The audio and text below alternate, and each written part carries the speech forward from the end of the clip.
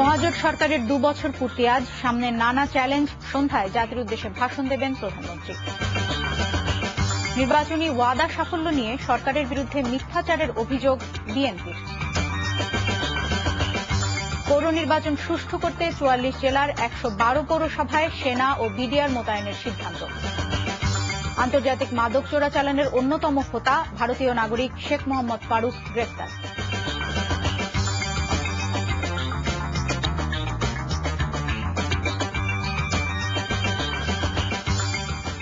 আসসালামু আলাইকুম, নাজনীন নাসিবদৌলা আমন্ত্রণ জানাচ্ছি এনটিভির সন্ধ্যার খবরে। একেএসটিএম টিভির শিরোনাম শুনছিলেন, এবারে পুরো খবর।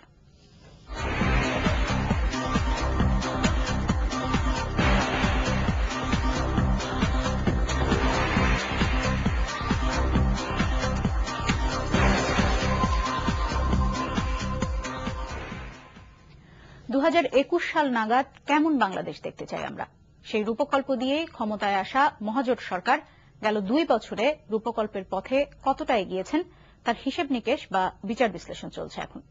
দিন বদলের স্লোগান সমৃদ্ধ মহাজোট সরকার এই 2 বছরে রাজনীতি, সংসদ, প্রশাসন সহ বিভিন্ন ক্ষেত্রে কতটা পরিবর্তন আনতে পেরেছেন তা নিয়ে জহিরুল আলমের রিপোর্ট।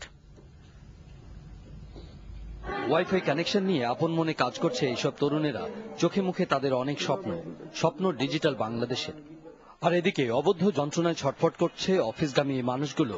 যানজট তাদের জীবনকে করে তুলেছে অতিষ্ঠ। দেশে ফিরে এখনো বিমানবন্দরে ইমিগ্রেশন ও কাস্টমসের আচরণে হতাশ সোনার এই মানুষগুলো।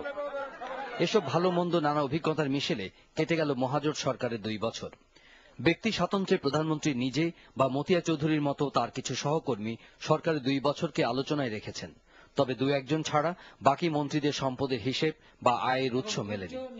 মন্দার ধাক্কা সামাল দিয়ে অর্থনীতির হাল ধরেছেন অর্থমন্ত্রী, তবুও পরিসংখ্যানে দারিদ্র কমেনি 2 বছরে। এই যে বিশ্ব মন্দার প্রভাব বাংলাদেশের অর্থনীতিতে কতটুকু পড়েছে সেটা একটা আমার কাছে বিতর্কিত বিষয়। কিছু ক্ষেত্রে বেশ কিছুটা সাফল্য লক্ষণীয়, যেটা প্রশংসার দাবিদার। একটা হচ্ছে যে আপনার রেভিনিউ কালেকশন, গভর্নমেন্টের যে আপনার ডোমেস্টিক রিসোর্স মোবিলাইজেশন, বিশেষ করে ট্যাক্স রেভিনিউ কালেকশন, সেই ক্ষেত্রে আমরা বেশ একটা অগ্রগতি দেখছি। মুক্তিযুদ্ধের চেতনার প্রেক্ষিতে একটি উৎকৃষ্ট সরকার বলা হলেও সামগ্রিক উন্নয়ন ভাবনায় এবং প্রতিশ্রুতি বাস্তবায়নে সরকার ছিল গতানুগতিক। আমি কথা দিচ্ছি, আমিও প্রচেষ্টা করে যাচ্ছি যে তাদের বিচার অবশ্যই হবে, বাংলার মাটিতে হবে। খুব রাজনীতিতে সম্প্রীতি প্রতিষ্ঠা ও দিন বদলের ক্ষেত্রে সফলতা ছিল না। 2 প্রধান রাজনৈতিক দলের মধ্যে সম্পর্ক ছিল তিক্ততায় ভরা। সংসদ ছিল প্রায় অকার্যকর। রাজনীতিতে প্রতিহিংসার পদধ্বনি মনে করিয়ে দেয় রাজনীতি বহির্ভূত দিনের কথা। সহিষ্ণুতা বা শিষ্টাচার রাজনীতিতে কোনো ছাপ ফেলতে পারেনি। শিক্ষা, কৃষি ও খাদ্য নিরাপত্তায় সরকারের নানা পদক্ষেপের প্রশংসার মধ্যেও বিশ্লেষকরা রাজনৈতিক সম্প্রীতির এই অভাবকে আগামী দিনের জন্য কঠিন ও বিপজ্জনক বলে মন্তব্য করেন। যেহেতু তিনি বঙ্গবন্ধু কন্যা, যেহেতু তিনি জেনারেল জিয়ার স্ত্রী, সেই কারণে তার কাছ থেকে আমরা অনেক বেশি আশা করতে পারি। বিশ্লেষকরা বলছেন, মধু চন্দ্রিমা 2 বছর অতিক্রম করে আগামী দিনগুলো আরো কঠিন হবে। দিতে হবে একটি গণমুখী প্রশাসন, 3য় বছরে সরকারকে দিতে হবে অন্তত 5000 মেগাওয়াট বিদ্যুৎ, দিতে হবে সবার জন্য সুপেয় পানি, দ্রব্যমূল্য ও যানজটে কিছুটা হলেও স্বস্তি, আর জানমালের ন্যূনতম নিরাপত্তা। Zahirul Alam, NTV news, Dhaka. এদিকে মহাজোট সরকারের 3 বছরে পদার্পণ উপলক্ষে কিছুক্ষণের মধ্যেই জাতির উদ্দেশ্যে ভাষণ দেবেন প্রধানমন্ত্রী শেখ হাসিনা। ভাষণে প্রধানমন্ত্রী মহাজোট সরকারের বিগত 2 বছরের কার্যক্রম তুলে ধরবেন। প্রধানমন্ত্রীর এই ভাষণ বিটিভি ও বাংলাদেশ বেতারে একযোগে সরাসরি সম্প্রচার করা হবে। বিটিভির সৌজন্যে ভাষণটি এনটিভিতে সম্প্রচার করা হবে। নির্বাচনী ওয়াদা ও সাফল্য নিয়ে সরকারের বিরুদ্ধে মিথ্যাচারের অভিযোগ করেছেন বিএনপির স্থায়ী কমিটির সদস্য এম কে আনোয়ার। সকালে জাতীয় প্রেস ক্লাবে ইউথ ফোরাম আয়োজিত এক আলোচনা সভায় তিনি অভিযোগ করেন, সরকার নিজেই একদিকে মানবাধিকার লঙ্ঘন করছে, অন্যদিকে এ ব্যাপারে সতর্ক থাকতে আইন শৃঙ্খলা রক্ষাকারী বাহিনীকে নির্দেশ দিচ্ছে।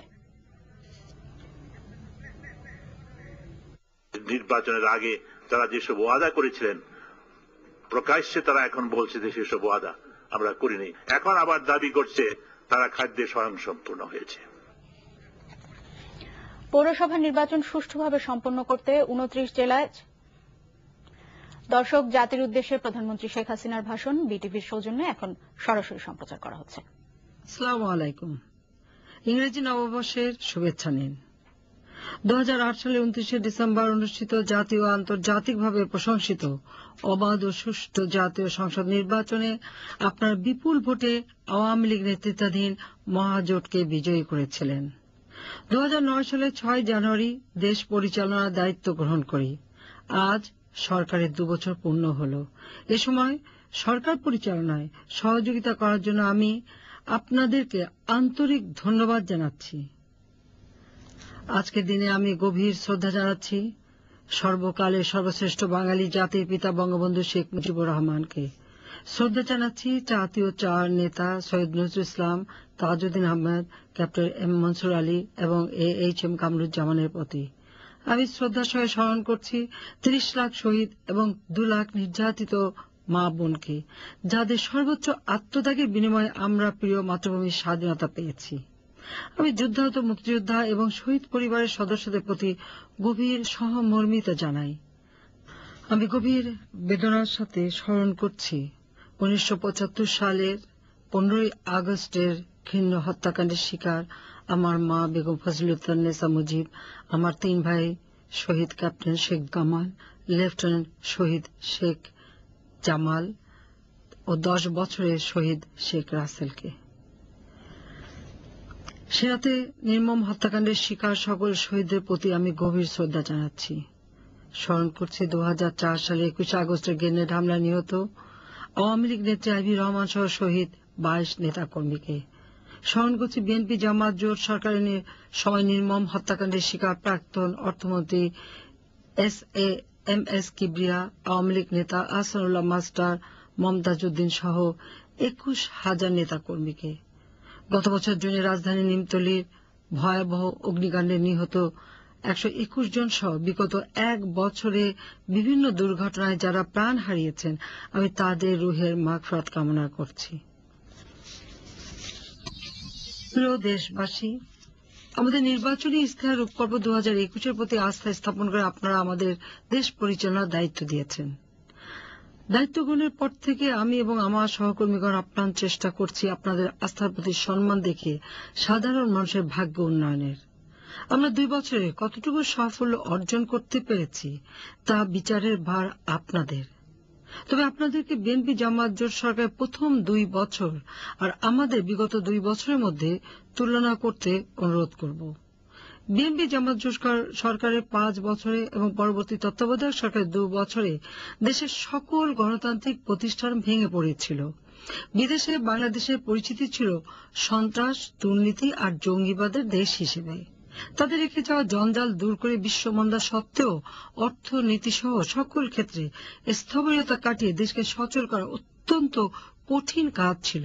কিন্তু আমি দৃঢ়ভাবে বলতে পারি আমরা চেষ্টার ত্রুটি করছি না, বরং অনেক সফলতাও অর্জন করেছি। অর্থনৈতিক অবস্থায় গতিশীলতা এনেছি, সন্ত্রাস ও দুর্নীতির বিরুদ্ধে কঠোর অবস্থান নিয়েছি, মানুষের জীবনে শান্তি ও স্বস্তি ফিরিয়ে আনতে যথেষ্ট সফল হয়েছি। 2 বছর আগে আমরা যখন সরকার গঠন করেছিলাম সে সময় চাল সহ নিত্য প্রয়োজনীয় জিনিসের দাম ছিল আকাশচুম্বী। আমরা জিনিসপত্রের দাম উল্লেখযোগ্য হারে কমিয়েছিলাম। যে চালের দাম ছিল প্রতি কেজি 45 টাকা, আমাদের বিভিন্ন পদক্ষেপের ফলে তা 18 থেকে 20 টাকায় নেমে আসে। পরবর্তীতে কৃষকের উৎপাদিত ধানের ন্যায্য মূল্য নিশ্চিত করার জন্য আমরা চালের দাম বাড়িয়ে 28 টাকা করি। ভরা মৌসুমে চালের দাম বৃদ্ধি পেয়েছে কি কারণে তা আমরা তদন্ত করে দেখছি এবং যথাযথ ব্যবস্থা নিচ্ছি। বর্তমানে আন্তর্জাতিক বাজারে নিত্য প্রয়োজনীয় জিনিসের দাম ব্যাপকভাবে বৃদ্ধি পেয়েছে। এজন্য আমরা উদ্বিগ্ন, কারণ আমাদের দেশেও এর প্রভাব পড়ছে। আমাদের নিজস্ব উৎপাদন বাড়াতে হবে। 1 ইঞ্চি জমিও ফেলে রাখবেন না, নিজেরা উদ্যোগী হয়ে উৎপাদন করুন, সরকার সহায়তা দেবে। আমরা সরকারি কর্মকর্তা, কর্মচারী এবং শ্রমজীবী মানুষের বেতন বৃদ্ধি করেছি। মানুষের আয়ও 1.5 থেকে 2 গুণ বৃদ্ধি পেয়েছে। বিশ্ব সম্প্রদায়ের কাছে বাংলাদেশ এখন উদার, গণতান্ত্রিক এবং অর্থনৈতিকভাবে সম্ভাবনাময় দেশ হিসেবে প্রতিষ্ঠা পেয়েছে। শিশু ও মাতৃমৃত্যু হার হ্রাসে উল্লেখযোগ্য অগ্রগতি সাধন করায় বাংলাদেশ জাতিসংঘ MDG অ্যাওয়ার্ড অর্জন করেছে। এই অর্জন গোটা দেশবাসীর। আন্তর্জাতিক সাময়িকী দি ইকোনমিস্ট, ওয়ার্ল্ড স্ট্রিট জার্নাল এবং বিভিন্ন সংস্থা বাংলাদেশ সরকারের বর্তমান কার্যক্রমের ভূয়সী প্রশংসা করেছে। জাতিসংঘ মানব উন্নয়ন প্রতিবেদনে 2010 অনুযায়ী 95টি দেশের মধ্যে বাংলাদেশের অবস্থান তৃতীয়। প্রিয় দেশবাসী, 2001 সালে আমরা যখন ক্ষমতার 5 বছর পূর্ণ করি তখন দেশের অর্থনীতি, কৃষি, শিল্প, স্বাস্থ্য, বিদ্যুৎ সহ সকল সেবা খাত সুদৃঢ় অবস্থানে ছিল। মূল্যস্ফীতি 1.59%, দেশে খাদ্য স্বয়ংসম্পূর্ণ, সাক্ষরতার হার 65.5% এবং বিদ্যুৎ উৎপাদন 1600 মেগাওয়াট থেকে বৃদ্ধি পেয়ে 4300 মেগাওয়াটে উন্নীত হয়েছিল। এছাড়া এসব খাতে আমরা ব্যাপক জনবান্ধব কর্মসূচি ও প্রকল্প গ্রহণ করেছিলাম। কিন্তু দুর্ভাগ্য, 2001 সালে কারচুপি নির্বাচনের মাধ্যমে বিএনপি জামাত জোট সরকার ক্ষমতায় এসে প্রতিহিংসার বশবর্তী হয়ে আমাদের অসমাপ্ত কর্মসূচিগুলি বন্ধ করে দেয়। পাশাপাশি বহু অনুমোদিত প্রকল্প বাতিল করে, ফলে দেশ ও জাতির যথেষ্ট ক্ষতি হয়। আজকে দেশব্যাপী বিদ্যুৎ জ্বালানির যে তীব্র সংকট, তার মূলে রয়েছে বিএনপি জামাত জোট সরকারের চরম ব্যর্থতা এবং এখানে ব্যাপক লুটপাট ও দুর্নীতি। তবে আমরা কঠোর পরিশ্রম করে সংকট কাটিয়ে উঠেছি। জোট সরকারের সময় 5 বছর দেশে 1 মেগাওয়াট বিদ্যুৎ উৎপাদিত হয়নি, কিন্তু লুটপাট হয়েছে হাজার হাজার কোটি টাকা। আপনারা জানেন, একটি বড় বিদ্যুৎ কেন্দ্র তৈরি করতে 3-4 বছর সময় লাগে। বিদ্যুতের আসল চাহিদা মেটানোর জন্য আমরা তাই অতি দ্রুত, মাঝারি এবং দীর্ঘমেয়াদী কর্মসূচি হাতে নিয়েছি। এ পর্যন্ত মোট 33টি বিদ্যুৎ কেন্দ্র নির্মাণের কাজ শুরু হয়েছে। এতে 2948 মেগাওয়াট বিদ্যুৎ উৎপাদিত হবে। 3840 মেগাওয়াট ক্ষমতা সম্পন্ন আরো 24টি বিদ্যুৎ কেন্দ্র নির্মাণের জন্য টেন্ডার আহ্বান করা হয়েছে। ইতিমধ্যে প্রায় 1000 মেগাওয়াট বিদ্যুৎ জাতীয় গ্রিডে যোগ হয়েছে। আগামী বছরের মধ্যে আরো 2361 মেগাওয়াট বিদ্যুৎ জাতীয় গ্রিডে যোগ হবে। আমরা আগামী 5 বছর প্রায় 12,000 মেগাওয়াট ক্ষমতার বিদ্যুৎ কেন্দ্র স্থাপনের কর্মসূচি নিয়েছি। গ্যাস ভিত্তিক বিদ্যুৎ কেন্দ্র স্থাপনের পাশাপাশি আমরা তরল জ্বালানি, কয়লা, ডুয়েল ফুয়েল এবং নবায়নযোগ্য শক্তি ব্যবহার করে বিদ্যুৎ উৎপাদনের কাজ শুরু করেছি। রাশিয়ার সহযোগিতায় রূপপুরে একটি পারমাণবিক বিদ্যুৎ কেন্দ্র স্থাপনের প্রক্রিয়া শুরু হয়েছে। এখানে পর্যায়ক্রমে 2000 মেগাওয়াট বিদ্যুৎ উৎপাদন করা হবে। পাশাপাশি ভারত, নেপাল, ভুটান ও মায়ানমার থেকে বিদ্যুৎ আমদানির উদ্যোগ নেওয়া হয়েছে। 2012 সালের মধ্যে ভারত থেকে 500 মেগাওয়াট বিদ্যুৎ আমদানির প্রক্রিয়া সম্পন্ন হয়েছে। আমরা বিদ্যুৎ সাশ্রয়ের বিষয়ে পদক্ষেপ গ্রহণ করেছি। জনগণের মধ্যে বিনামূল্যে এ পর্যন্ত 1,05,00,000 বিদ্যুৎ সাশ্রয়ী সিএফএল বাল্ব বিতরণ করা হয়েছে। আরো 1,75,00,000 সিএফএল বাল্ব বিতরণ করা হবে। 2009 গ্যাসের উৎপাদন ছিল দৈনিক 1750 মিলিয়ন ঘনফুট। গত মাসে গ্যাস উৎপাদন দৈনিক 2035 মিলিয়ন ঘনফুটে উন্নীত হয়েছে। সঞ্চালন লাইন নির্মাণের কাজও শুরু হয়েছে। গ্যাস উৎপাদন বৃদ্ধির লক্ষ্যে নতুন গ্যাস ক্ষেত্রের সন্ধান, আবিষ্কৃত গ্যাস ক্ষেত্রগুলোতে নতুন কূপ খনন সহ বিভিন্ন কর্মসূচি বাস্তবায়ন করা হচ্ছে।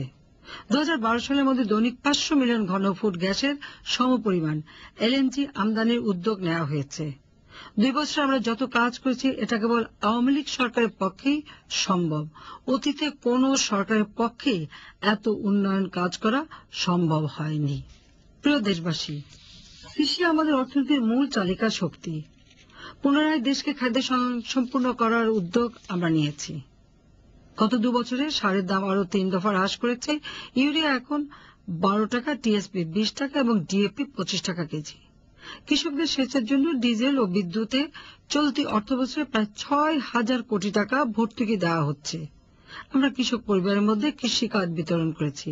10 টাকা দিয়ে ব্যাংক অ্যাকাউন্ট খোলার ব্যবস্থা করেছি। কৃষক এখন ভর্তুকি টাকা সরাসরি ব্যাংক অ্যাকাউন্টে পাচ্ছেন। আমরা 1998 সালে বর্গা চাষিদের মাঝে কৃষি ঋণ দেওয়া শুরু করি। গত অর্থ বছরে 11,117 কোটি টাকার কৃষি ঋণ বিতরণ করেছি। চলতি অর্থ বছরে 12,000 কোটি টাকা ঋণ বিতরণ করা হবে। এসব কর্মসূচির ফলে কৃষকদের উৎপাদিত পণ্যের ন্যায্য মূল্য নিশ্চিত হয়েছে। এ কারণেও চালের দাম কিছুটা বেড়েছে। আমরা পাট শিল্পকে পুনরুজ্জীবিত করেছি। পাটের মন প্রতি দাম 2 থেকে 2,500 টাকা। আমাদের সবচেয়ে বড়